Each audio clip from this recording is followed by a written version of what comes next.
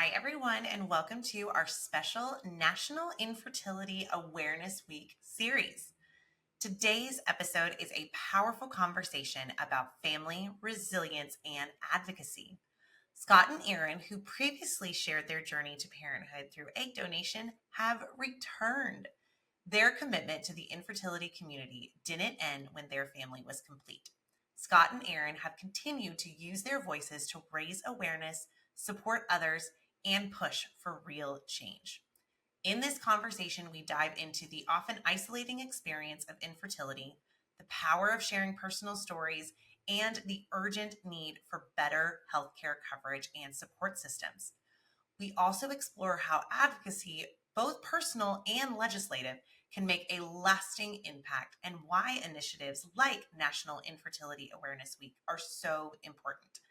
Whether you're personally impacted by infertility or simply want to be a source of support, we are all in fertility. And this conversation is full of insight, hope, and actionable ways to be a part of the change. Enjoy. Me, you, and who? Who knew it would take more than two people to have a baby? In a world where infertility is no longer a taboo topic, this podcast will take you through all of the different aspects of surrogacy and egg donation through the lens of many who walk this journey in different ways. My name is Whitney Hall, and I am a two-time surrogate, now turned surrogacy coordinator for Egg Donor and Surrogate Solutions, the very agency I used when I chose to carry for two amazing families. With this podcast, it is our goal to help guide and support you as you learn about what it takes to grow a family in an alternative way, as well as hear inspiring and beautiful stories of how this path has changed lives forever. We can't wait for you to hear about just one more way happy families are created every day. Well, like I said, you guys, thank you so much for being here again. We are just so lucky that I feel so lucky that I get to talk to you guys again. You know, you both have previously been on just to discuss, what it was to your path to parenthood via egg donation and all of that. But now we're going to talk a little bit more. You guys made your family, and instead of being like, all right, good, we've done it, moving on to the next, you guys have decided to continue to just invest in this community through advocacy and everything. So just tell us more about that. Give us more, like, kind of what started you guys just wanting to kind of have, I guess, that passion and make just greater awareness when it comes to just the infertility world. Yeah, I think for me, like it can be very isolating because it tends to be not something that a lot of people talk about. Yeah. And then once I did start talking to a few people about it, then they would tell me their stories as well. And it was kind of interesting. Like the more that we got out there and like started talking to people, the more we realized this impacts so many people in so many different ways. My personal history comes from, infertility from cancer treatment that I had when I was younger. And so from that perspective, I've kind of always been, able to, I think, sometimes be a little bit more open about it just because it was this kind of big medical thing that happened to me in the past. Sure. So it's always kind of been a part of my like language and story throughout the years. Yeah. But as I got into more of the fertility side of it, and just talking with coworkers, talking with girlfriends, I know you talking with some of your guy friends at the gym. All of a sudden, it's like, wow, a lot of people go through this in so many different ways, and I think now hopefully it's changing a little bit where people are talking about it more. And so that's where, that kind of sparked the interest of, hey, like we have a story to tell here. And if we tell our story, other people may feel more comfortable to tell their story. And just getting it out there more so it normalizes it more, that this is something that affects so many people on so many different levels. And so it just, honestly, it just kind of started from that, really. I think it's important as well for us, if there's something that we struggled through, to try to make it so other people in the future struggle a little bit less. I love that. Yeah, just that whole idea of paying it forward and making it, like you said, a little bit easier for the next person. Because you're right, Erin. I mean, I feel like it is such a common storyline of I felt so alone, and yet this affects infertility affects so many people in so many ways, right? Like your story of cancer treatment to, just unexplained infertility. I mean, across the board, it affects so many people. And yet, like you said, everyone feels so isolated. Mm-hmm. Yeah. And I mean, like, and again, just exactly that, to share your story, that alone is just so impactful. Mm-hmm. But you guys have gone beyond that. Tell us a little bit more. Yes.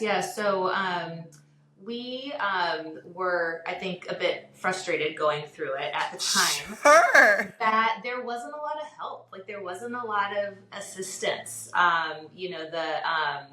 We didn't really have help from the jobs that we were working in at the time for any financial medical coverage. Like that wasn't in the policy at all. And it just kind of started a bit kind of getting a little bit into the weeds on that. Like I remember emails to like human resources and why is it this way? And just trying to understand and kind of unpack kind of the history of it all and why it, isn't covered the way that it should be, why it's not just, something standard that's packaged into medical plans. And as we kind of got into that a little bit, then the fertility doctor that we worked with, she was actually a part of an advocacy group here and kind of pulled us in as just a patient that could tell their experience to this group of stakeholders. And so that was really kind of the start of it a little bit was to, just kind of, share, kind of our journey and how some of the coverage impacted us, impacted the decisions that we made, impacted what we were able to kind of do. And then you get a little bit more connected and a little bit more connected. And it just kind of grows. And so I think that's what's really cool about advocacy is just, even if you get out there just a little bit, you're going to make these little connections over time that, as you choose, you can kind of grow it and jump into different things. And so that's really allowed me and Scott, kind of through the years to, people know that we want to share our story. They'll reach out to us when there are, opportunities.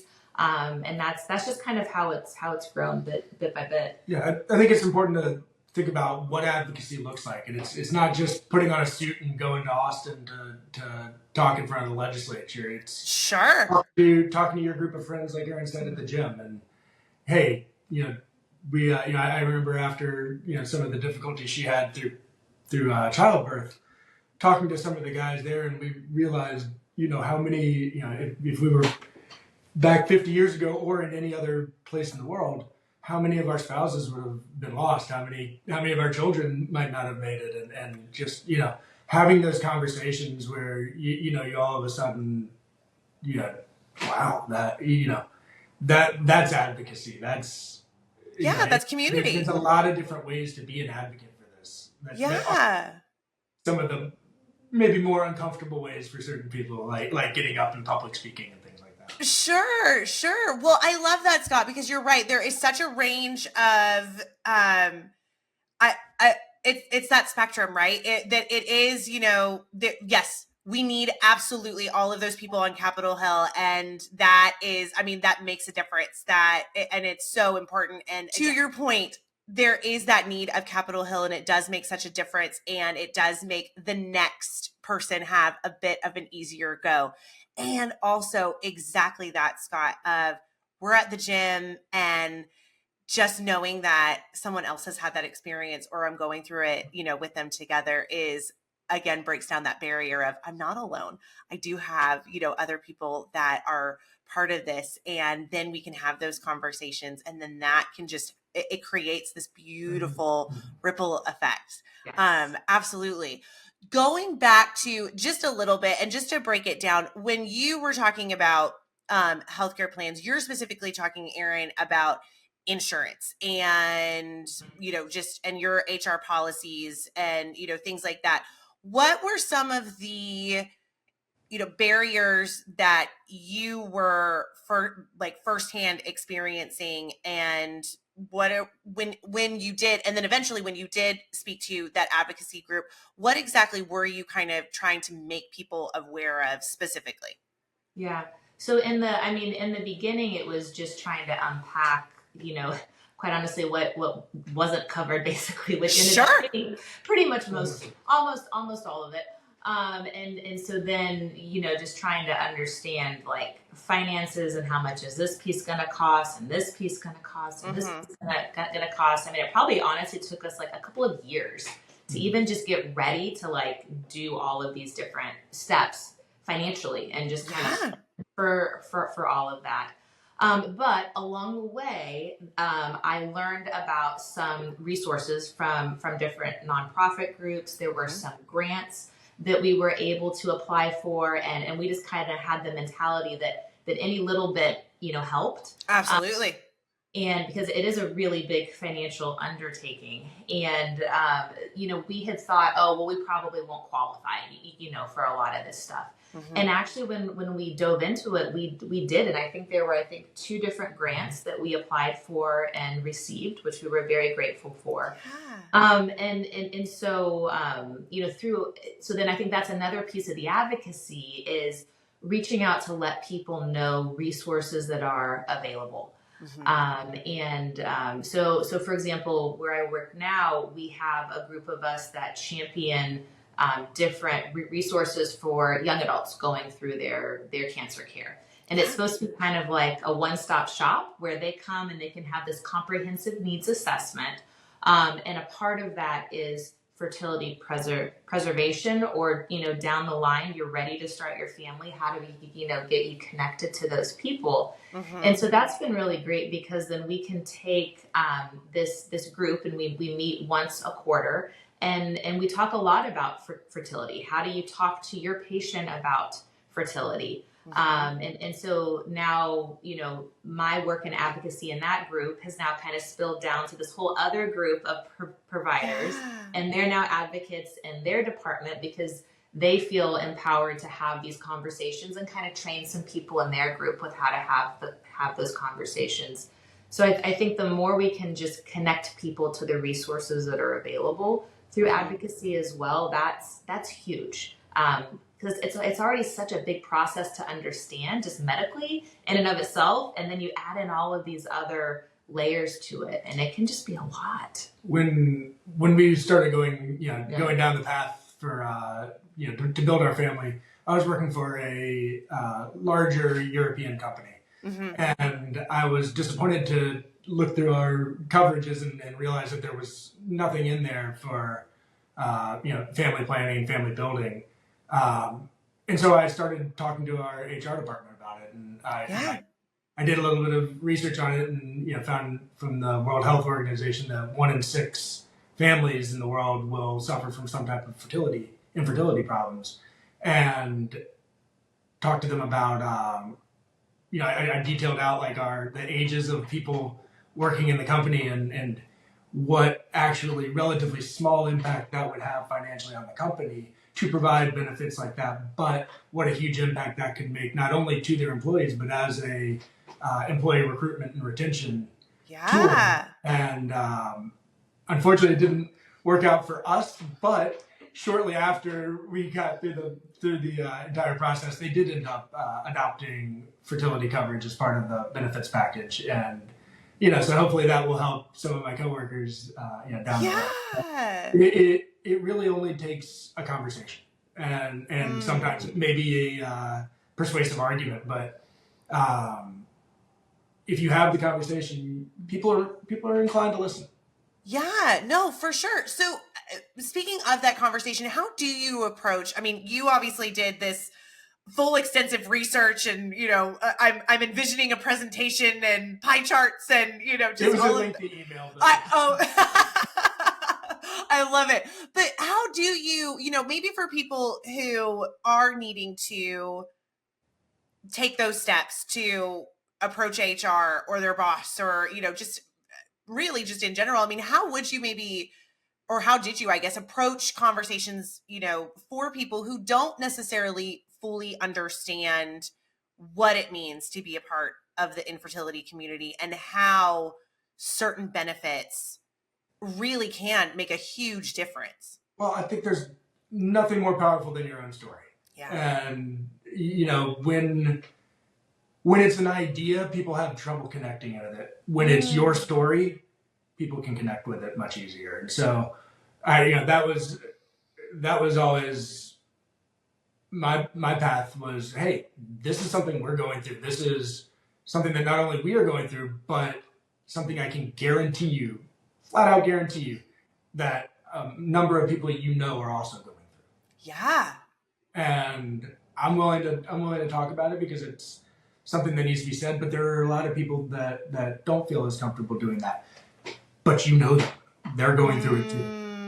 And I think not only, in the workplace, but even I think in our families, we've seen, a change in some of their thoughts and opinions as they've gotten to put a face and a face with a story and a face with a concept. Yeah. When you say thoughts and opinions, what do you mean by that? Are you thinking, like, is it misconceptions? Is it like, tell me a little bit more what you mean by that. The thoughts and opinions of like our family and how they've changed, is that either the workplace, right? Like maybe it is kind of, this really is just so, this only affects a small amount of people, like, or, maybe this is too expensive, or, kind of what were some of those things? I think for a lot of reasons, anything around fertility and family planning, it has a tendency to be a bit of a live wire sometimes for people. Sure. And so I think that sometimes there's these ideas of extremes out there, and to be able to talk about it in our experience, it's not actually usually that world of extremes. Sure. It is not the People magazine. It is not the headline. Right. Yeah. And our case was something very much expected with your cancer diagnosis and treatment. This was always a path that we were going to go down, but a lot of people, it's not. It's a big surprise. And, again, for us, the pathway there was a very complex process of egg donation and IVF, et cetera. But again, for a lot of people, their journey to fertility doesn't have to take such a drastic path. Sure. So, these extremes of opinion, I think don't really do anybody any help. But to be able for our family to recognize, that this is a path that a lot of people end up having to take, was helpful. Yeah. You, Scott, specifically, you kind of had those moments at the gyms, but then you did make reference to going to Capitol Hill and, speaking to lawmakers and policymakers. What was that experience like? Why is that so important? So I believe there are only 19 states in the U.S. that require some form of infertility insurance coverage. It's very helpful to speak to your employer to try to make change on a one-on-one basis. Sure. It's even more effective when your employer is mandated to do it. And so that advocacy, that is typically only going to come from one place, and actually in the U.S. 50 places. And so getting out there, reaching out, and making sure that the people who have the power to make those decisions also have an understanding of what they're being asked to make a decision on. Again, kind of back to the idea of these extremes, nobody's asking them to make a decision on that. They're asking for the ability to make our decisions ourselves. And to be able to be in a financial place to make that decision, even if something is legal, if you don't have the financial means to do that, you're not in a position to make that decision. And so advocating for that coverage, for that chance to make that decision is, I think, a really important thing to do. Right. I mean, and it feels so basic. And I mean, again, to your point, right? Like there is those spectrums of people. There's a situation of, where Erin, you knew that this was going to, be the path to, parenthood. You have same-sex couples where it is guaranteed you are going to have some sort of fertility treatment if you want to grow your family in this way. And then, yes, there is the people who, surprise, this was not part of your plan. And now all of a sudden, this is a path to build your family. And exactly to your point, Scott, I love the way you said it. Just the ability to make that decision and not have things like, is, this lab test covered or not covered? And, the difference between a $5,000 ultrasound versus, a $20 copay is huge. Mm-hmm.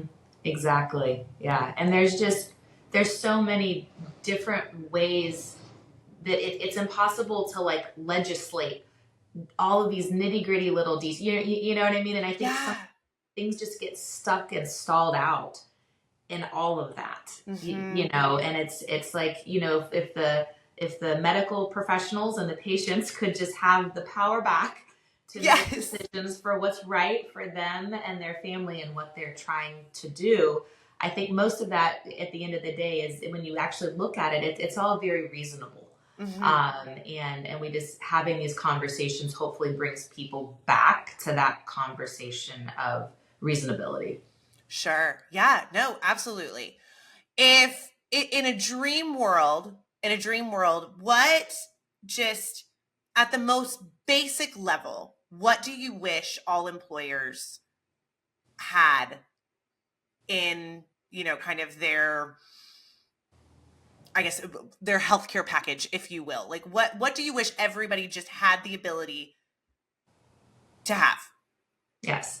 So I think for women, especially as we are trying to advance our careers, sometimes, family planning lags behind that a little bit. And so being able to store and freeze, eggs and embryos, I think ahead of time, that should just be standard, especially if you're the employer who's, asking somebody to do these things in their career. And so maybe they're delaying their own family building a little bit longer. I think tying that, together is huge for kind of women and gives them the peace of mind.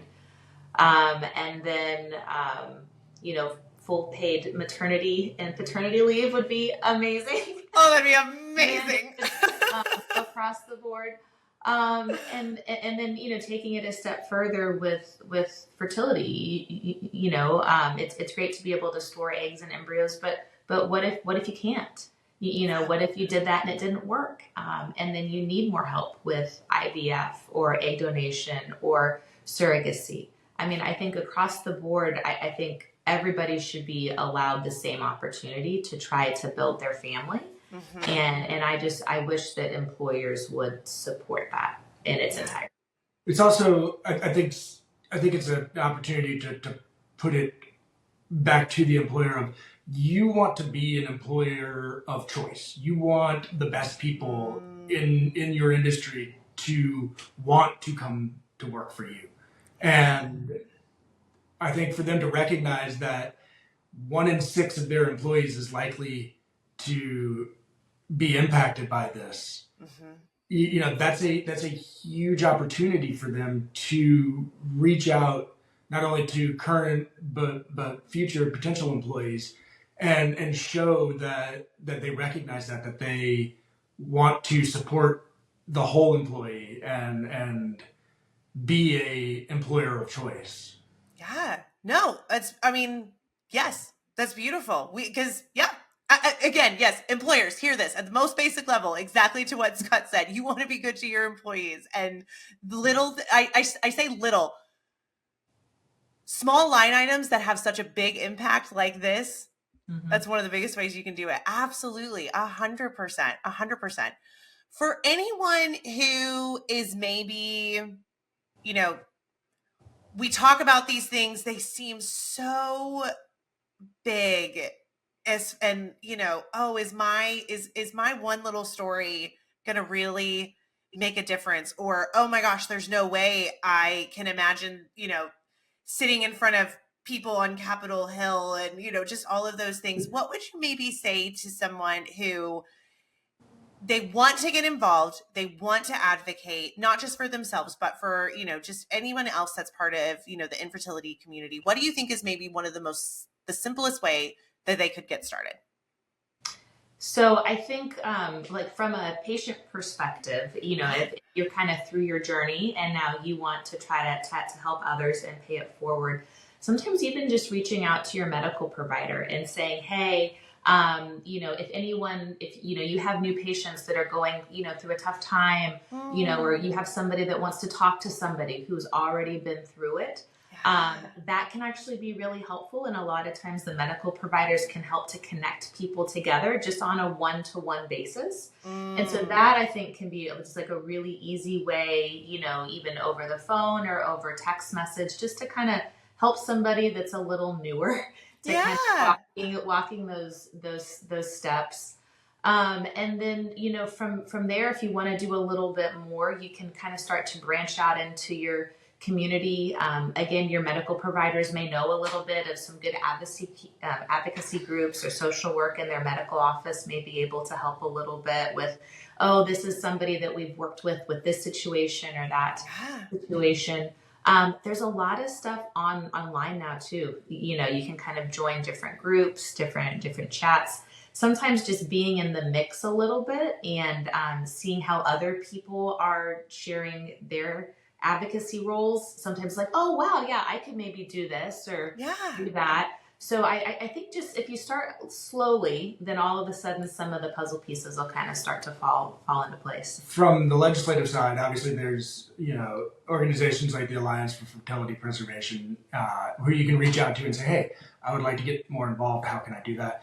You can also reach out to a sympathetic legislator. So if you've heard a particular legislator or politician in the past being supportive of this, reach out to them and say, hey, this is something that's important to me. How can I help you push this idea across the finish line? How can we get it onto the desks of some of your colleagues, and how can I be an asset to help you do that as somebody who might have that firsthand, that first person voice? That's great. Yeah. Again, just sharing your story in, that one more big way. No, that's super great. Thank you. Yes.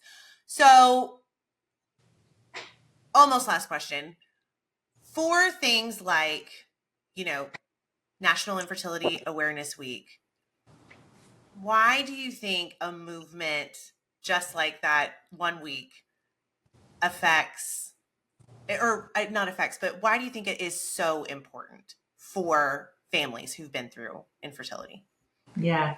I think it makes you feel a part of this collective whole, as a group. Like there's this whole week that's dedicated to, to moving the needle forward on it. And just, I think all of the just kind of love and positivity that's shared, during that week is great. It's always just great to kind of organize it and just say, hey, just for this week, we're focusing on these amazing stories, this amazing advocacy, the changes that are coming down, just helping to spotlight, kind of everything all at once in a comprehensive way, I think is so important. Yeah, for sure. For sure. And I think it's so fun to, yes, there's a long way to go, but it's also great to kind of look back and see how far you've come to. Yes, and exactly. Yeah, for sure. For sure. Oh, I love that. Well, you guys, my final question, and you guys have been here before, so you know what I'm going to ask. But as everyone knows, Whitney and coffee are just two peas in a pod. And so I always love to ask the question, what filled your cup today? Literally or figuratively, what has been the thing that has filled your cup? So we just finished up the Houston rodeo. Yes, we did. And our son is 6 years old. And did he do what I think he did? He did. He did mutton busting. Yes. And, we were like, hey, buddy, do you want to do it? And he's like, yeah, I think I will. I said, okay. And so we got him down there, and he got his little helmet and his little vest on there. Oh my gosh. And so for the listeners who are not aware of Houston Rodeo, first of all, it's the most amazing week ever, or 2 weeks. And there's a mutton busting is literally exactly what it is. It's lambs, sheep, and kids riding on top of it. That's it's simple as you take a 5 or 6 year old, put them on the back of a sheep, and go. I told Nolan, I said, hey, just grab onto that sheep and don't let go till they pull you off. Hang on tight. He's like, okay, I got it. Yes. And so he gets out there and they put him on a sheep called the Sheepinator. And they, it's great because they asked him these questions before. And what do you want to be when you grow up? He said, I want to be in the Army Corps of Engineers and I want to be a football player. Excellent. So he gets on the sheep and they open the gate and that sheep takes off running across there, and you see him on the video. He's just got it down here, hold on, and he ran clear across there, and they had to pull him off of the thing. I love it. So he ended up winning the whole thing, and he got this the belt buckle champion belt buckle. Yes. So then we had to go buy him a belt. Right. And he wore that thing around so proudly. It was fantastic. Yeah. Oh, I love that. Was he in the arena or was it like in the carnival part? Smaller side. Yeah. Oh. I love that. Oh, from one Houstonian to another, that just warms my heart. that was pretty special. Yes. What about you, Erin? What has filled your cup? Oh my gosh, recently, I think I'm very excited to go skiing actually in just at the end of the week with my family. We haven't seen them in a little bit. So it's going to be just everybody all in one big house for the whole week. And so I'm just, for me, that's what tends to fill my cup up when we see my family and Scott's family. We're just so lucky to have such great people in our lives. So I'm very much looking forward to seeing my family here pretty soon. Oh, I love that. I love that so much. Well, again, you guys, thank you so much for, being repeat guests and talking more just about this, and really just thank you for everything that you have done, are doing, and continue to do for just spreading the word about, what it means to be part of that infertility community. So thank you guys so much. Absolutely. Thank you for having us. Thank you so much for joining us on this episode of Me, You, and Who. We appreciate your time and hope you enjoyed our discussion today. As we wrap, we would like to remind you of some of the ways that you can stay connected with us and be part of the Me, You, and Who podcast community. Firstly, if you haven't already, make sure to subscribe to our podcast on your favorite platform. Hit that subscribe button so you never miss an episode and can stay up to date with our latest content. But that's not all. We also have an exciting YouTube channel where we share some bonus content, behind the scenes glimpses, and video versions of our episodes. Head over to YouTube and hit that subscribe button there as well. And don't forget to click the notification bell so you'll be the first to know when the new episodes go live. And for more exclusive updates, engaging discussions, and a chance to connect with fellow listeners. Be sure to follow us on our social media accounts. You can find us on Instagram, Facebook, and TikTok at Create a Happy Family. If you're interested in finding out more about creating a happy family, please visit us at www.createahappyfamily.com. Thank you again for being part of the Me, You, and Who community. Your support means the world to us. I can't wait for you to join us next time as we continue to share stories and journeys of creating happy families.